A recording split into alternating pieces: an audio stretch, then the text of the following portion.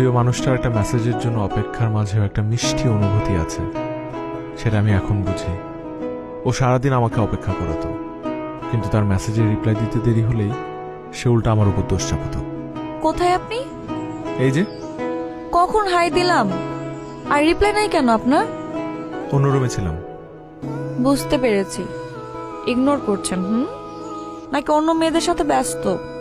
কোনোটাই না। তোমাকে না ইগনোর করার সাহস আছে আমার, না অন্য কারোর সাথে কথা বলার সময়। এত দূরে থেকেও এক অদ্ভুত মায়ায় জড়িয়ে রেখেছো তুমি। হয়েছে হয়েছে, মিথ্যা মিথ্যা বলে আমাকে খুশি করাতে হবে না। মিথ্যা না, আমি শুধু তোমাতেই আসক্ত। না হলে তো আশপাশে আরো অনেকেই ছিল, দ্বিতীয়বার কখনো ফিরেও তাকাইনি। খুব তো সুন্দর করে কথা বলতে পারেন, গার্লফ্রেন্ড নেই কেন? কখনো মায়ায় পড়িনি তাই। দেখতে দেখতে একটা মাস কিভাবে কেটে গেল